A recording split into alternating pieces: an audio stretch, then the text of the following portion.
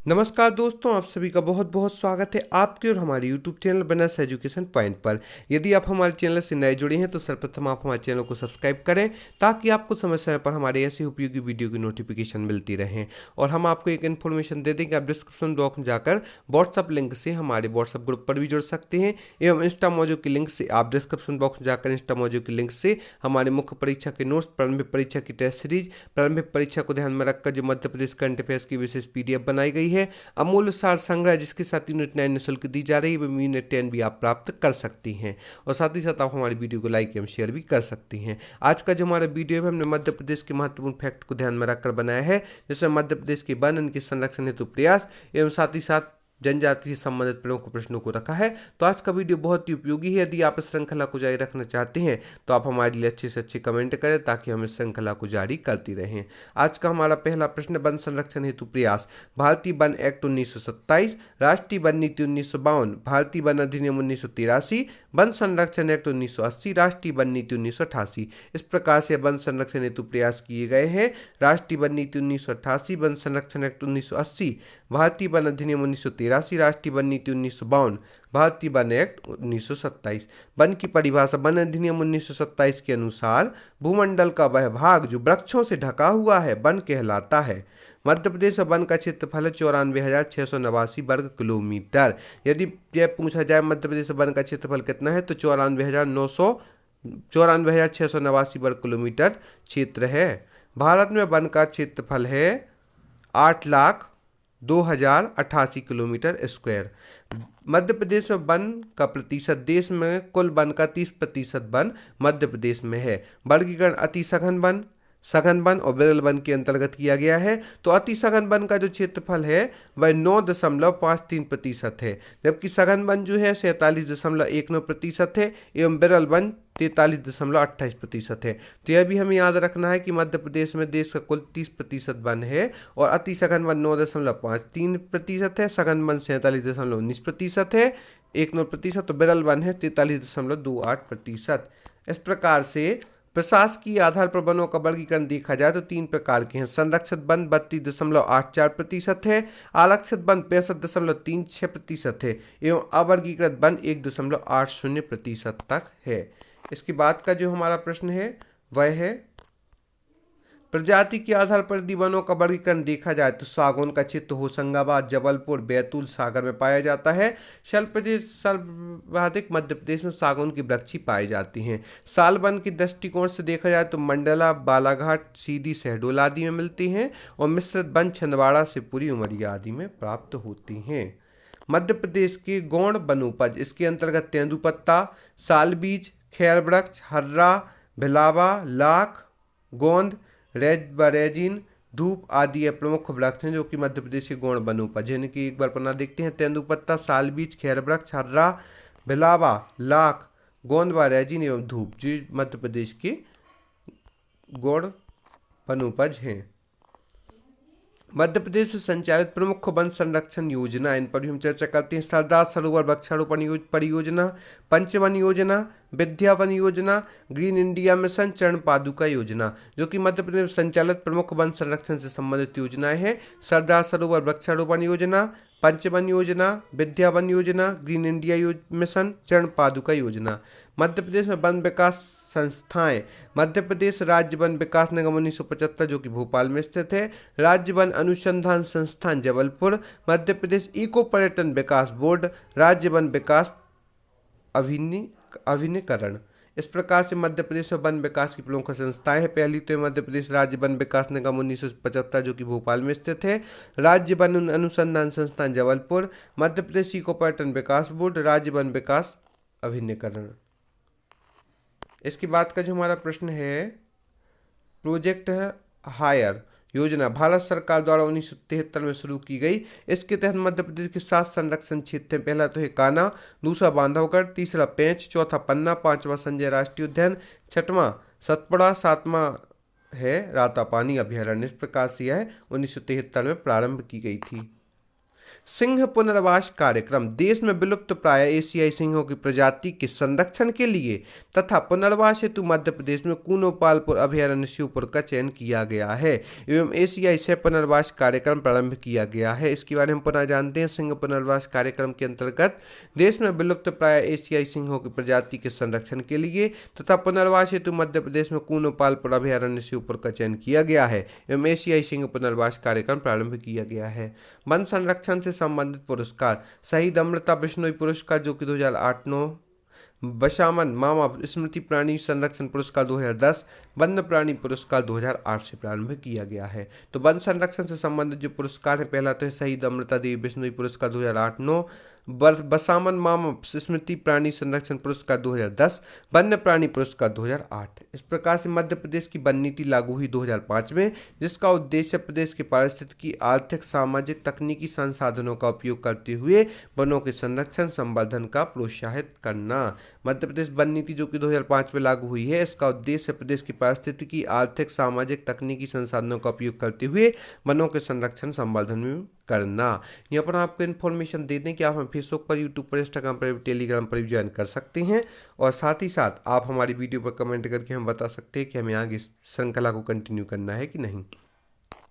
मध्य प्रदेश राज्य बांस मिशन जुलाई 2013 में इसकी शुरुआत हुई थी। उद्देश्य इसका बांस के उत्पादों को नया रूप देना एवं उत्पादों को राष्ट्रीय एवं अंतर्राष्ट्रीय बाजारों तक स्थापित करना, बांस उत्पादकों का कौशल विकास करना एवं बांस उत्पादकों को नई तकनीकी एवं औजार उपलब्ध कराना।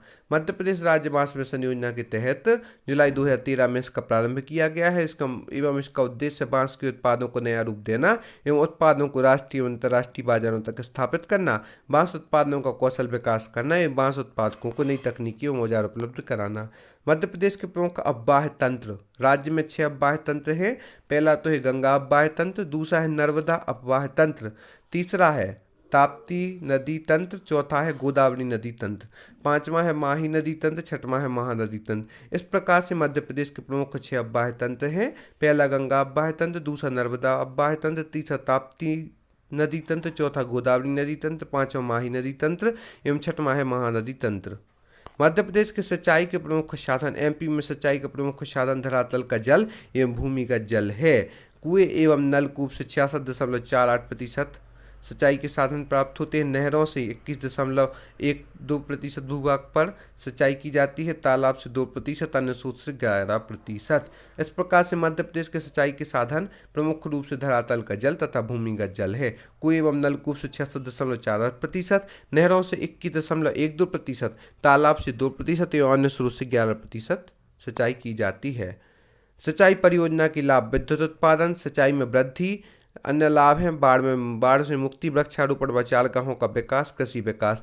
इस प्रकार से सिंचाई परियोजना के लाभ हैं विद्युत उत्पादन, सिंचाई में वृद्धि, बाढ़ से मुक्ति, वृक्षारोपण व चारागाहों का विकास, कृषि विकास आदि। सरकार सरोवर परियोजना भारत की सबसे बड़ी जल संसाधन परियोजना है सरदार सरोवर परियोजना। इसकी नींव 5 अप्रैल 1961 को रखी गई थी। निर्माण कार्य 2017 को पूरा हुआ है। इस बांध परियोजना को गुजरात की जीवन रेखा भी कहा जाता है। जल भंडारण क्षमता इसकी 5,740 मिलियन क्यूबिक मीटर है।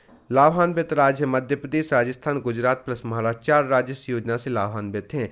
ये एक प्रमुख प्रश्न है, इसके वर्णन देखते हैं। भारत सरदार सरोवर परियोजना भारत की सबसे बड़ी जल संरक्षण परियोजना है। नींव इसकी 5 अप्रैल 1961 को रखी गई थी। निर्माण कार्य 2017 को पूरा हुआ है। इस बांध परियोजना को गुजरात की जीवन रेखा भी कहा जाता है। जल भंडारण क्षमता इसकी 5,740 मिलियन क्यूबिक मीटर है। लाभान्वित राज्य मध्य प्रदेश, राजस्थान, गुजरात, महाराष्ट्र, 4 राज्य इस सरदार सरोवर परियोजना से प्रमुख लाभान्वित राज्य हैं।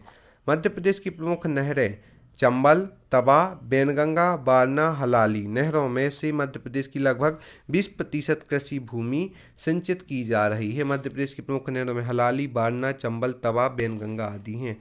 चंबल नदी परियोजना, चंबल नदी का जो उद्गम है वह महू जाना पांव पहाड़ी है और 965 किलोमीटर की लंबाई तय करती है। चंबल नदी प्रोजेक्ट है इसके ऊपर गांधी सागर बांध मंदसौर, राणा प्रताप सागर चित्तौड़गढ़ राजस्थान, जवाहर सागर कोटा राजस्थान। यह राजस्थान प्लस मध्य प्रदेश की संयुक्त परियोजना है। नर्मदा नदी मध्य प्रदेश की सबसे बड़ी एवं देश की पांचवी बड़ी नदी है नर्मदा नदी। मध्य प्रदेश की जीवन रेखा भी कहा जाता है नर्मदा नदी को। और उद्गम है इसका मणिकंटक, समापन खंबात की खाड़ी में होता है। लंबाई है 1312।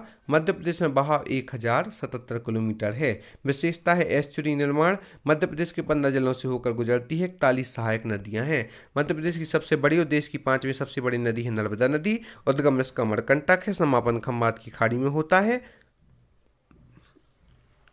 लंबाई है इसकी 1312 किलोमीटर। मध्य प्रदेश में बहाव 1077 किलोमीटर। विशेषता है एस्चुरी निर्माण। मध्य प्रदेश की 15 जिलों से होकर गुजरती है। 41 सहायक नदियां हैं। खनिजों पर आधारित उद्योग हैं। सबसे पहला तो है सीमेंट उद्योग, दूसरा चीनी उद्योग, तीसरा भारी विद्युत उपकरण। कृषि पर आधारित उद्योग जो है, पहला तो है चीनी उद्योग जो कि कृषि पर आधारित है, सूती कपड़ा उद्योग, वनस्पति घी उद्योग, रेशम उद्योग, सोयाबीन उद्योग जो कि कृषि पर आधारित प्रमुख उद्योग हैं। इस प्रकार से हमने महत्वपूर्ण प्रश्नों को देखा। हम इनको पुनः एक बार देखते हैं। कृषि पर आधारित उद्योग है चीनी उद्योग, सूती कपड़ा उद्योग, वनस्पति घी उद्योग, रेशम उद्योग, सोयाबीन उद्योग। खनिजों पर आधारित उद्योग है सीमेंट, चीनी मिट्टी, भारी विद्युत उपकरण। नर्मदा नदी मध्य प्रदेश की सबसे बड़ी, देश की पांचवी सबसे बड़ी नदी है। अमरकंटक इसका उद्गम स्थल है। खंबात की खाड़ी में इसका समापन होता है। विशेषता है एस्चुरी निर्माण। मध्य प्रदेश के 15 जिलों से होकर गुजरती है। 41 सहायक नदियां हैं। लंबाई इसकी 1312 किलोमीटर है। मध्य प्रदेश में वहाँ 1077 किलोमीटर है। चंबल नदी परियोजना उद्गम इसका महूजाना पहाड़ी है। 965 किलोमीटर की लंबाई है। प्रोजेक्ट है गांधी सागर बांध मंदसौर, राणा प्रताप सागर चित्तौड़गढ़ राजस्थान, जवाहर सागर कोटा राजस्थान या राजस्थान में मध्य प्रदेश की संयुक्त परियोजना है। मध्य प्रदेश की प्रमुख नहरें हैं हलाली, बारना, चंबल, तवा, बैनगंगा। नहरों से मध्य प्रदेश की लगभग 20% कृषि भूमि सिंचित की जा रही है। सरदार सरोवर परियोजना भारत की सबसे बड़ी जल संसाधन परियोजना है। नींव इसकी 5 अप्रैल 1961 को रखी गई थी। निर्माण का 2017 को पूरा हुआ। इस बांध परियोजना को गुजरात की जीवन रेखा भी कहा जाता है। जल भंडारण क्षमता 5740 मिलियन क्यूबिक मीटर है। लाभान्वित राज्य मध्य प्रदेश, राजस्थान, गुजरात एवं महाराष्ट्र हैं। सिंचाई परियोजना के लाभ हैं विद्युत उत्पादन, सिंचाई में वृद्धि, बाढ़ से मुक्ति, वृक्षारोपण व चारागाहों का विकास एवं कृषि विकास। मध्य प्रदेश में सिंचाई के साधन, मध्य प्रदेश में सिंचाई का प्रमुख साधन धरातल का जल एवं भूमिगत जल है। कुएं एवं नलकूप से 66.48%, नहरों से 21.12%, तालाब से 2%, अन्य स्रोत से 11% भूभाग पर सिंचाई की जाती है। मध्य प्रदेश के प्रमुख अब्बाह तंत्र गंगा अब्बाह तंत्र, ताप्ती अब्बाह तंत्र, माही नदी तंत्र, नर्मदा अब्बाह तंत्र, गोदावरी नदी तंत्र, महानदी तंत्र प्रमुख हैं। मध्य प्रदेश राज्य बांस मिशन जुलाई 2013 में प्रारंभ किया गया। उद्देश्य इसका बांस के उत्पादों को नया रूप देना एवं उत्पादों को राष्ट्रीय एवं अंतर्राष्ट्रीय बाजार तक स्थापित करना, बांस उत्पादकों का कौशल विकास करना तथा बांस उत्पादकों को नई तकनीकी एवं औजार उपलब्ध कराना। मध्य प्रदेश वन नीति लागू हुई 2005 में। उद्देश्य से इसका प्रदेश के पारिस्थितिकी, आर्थिक, सामाजिक, तकनीकी संसाधनों का उपयोग करते हुए वनों का संरक्षण एवं संवर्धन करना। वन संरक्षण से संबंधित पुरस्कार है, पहला तो शहीद अमृता देवी बिश्नोई पुरस्कार 2008-9, बसावन मामा स्मृति प्राणी संरक्षण पुरस्कार 2010, वन्य प्राणी पुरस्कार 2008। सिंह पुनर्वास कार्यक्रम देश में विलुप्त प्राय एशियाई सिंहों की प्रजाति के संरक्षण के लिए तथा पुनर्वास हेतु मध्य प्रदेश के कूनो पालपुर अभयारण्य से ऊपर चयन किया गया एवं एशियाई सिंह पुनर्वास कार्यक्रम प्रारंभ किया गया। प्रोजेक्ट हायर योजना भारत सरकार द्वारा 1973 में प्रारंभ की गई। इसके तहत मध्य प्रदेश के 7 संरक्षित क्षेत्र है: कान्हा, बांधवगढ़, पेंच, पन्ना, संजय राष्ट्रीय उद्यान, सतपुड़ा राष्ट्रीय उद्यान, रातापानी अभयारण्य। मध्य प्रदेश वन विकास की संस्था है मध्य प्रदेश राज्य वन विकास अधिनियम निगम 1975 भोपाल, राज्य वन अनुसंधान संस्थान जबलपुर, मध्य प्रदेश इको पर्यटन विकास बोर्ड, राज्य वन विकास अभिन्नीकरण।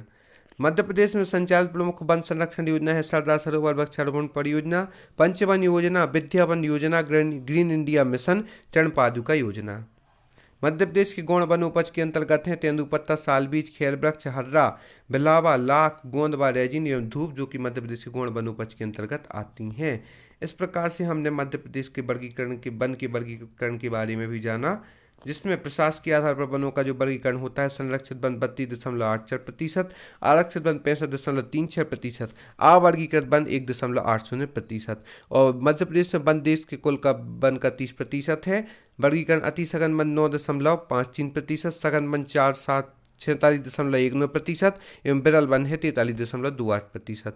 वन की परिभाषा वन अधिनियम 1927 के अनुसार भूमंडल का वह भाग जो वृक्षों से ढका हो वन कहलाता है। वन मध्य प्रदेश में वन का क्षेत्रफल है 94,689 किलोमीटर स्क्वायर एवं भारत में वन का क्षेत्रफल है 8,02,088 किलोमीटर स्क्वायर।